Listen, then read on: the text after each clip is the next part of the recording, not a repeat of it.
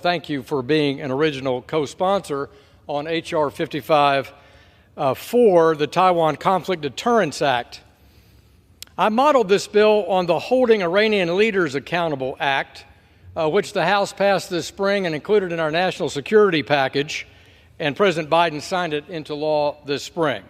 The idea is very straightforward. If we want to see the world's communist and autocratic dictatorships change course, we must expose their wealth, corruption, and financial privilege of their elites to the citizens suffering daily under their rule. This approach certainly applies to China's Communist Party as well.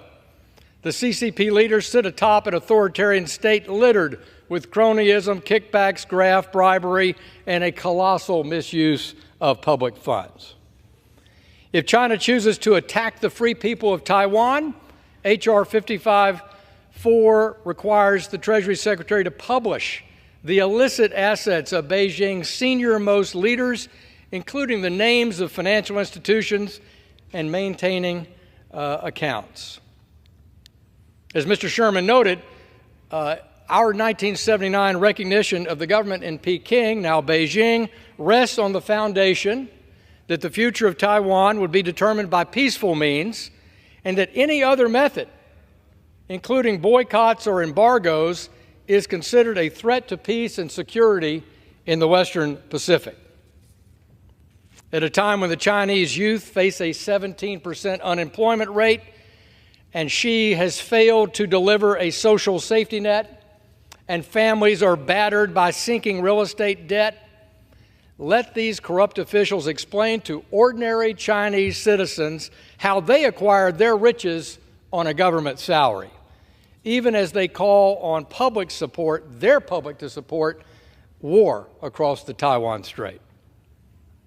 But this bill goes beyond just naming and shaming. It will also cut off access to the United States financial system for those CCP officials and their immediate family. This point's worth highlighting in order to convey the costs that Beijing will bear if they impose an embargo, boycott, or launch military action. Blocking Chinese leaders' use of the dollar will certainly be mirrored by restrictions from other major economies as well.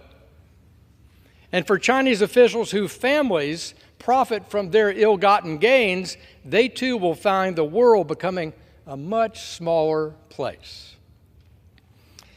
In 2012, the Washington Post reported that most of China's Politburo Standing Committee have children or grandchildren studying here in the United States, including CCP Chairman Xi Jinping. Such privileges will be put in jeopardy if China decides to act against Taiwan. H.R. 554 guarantees it.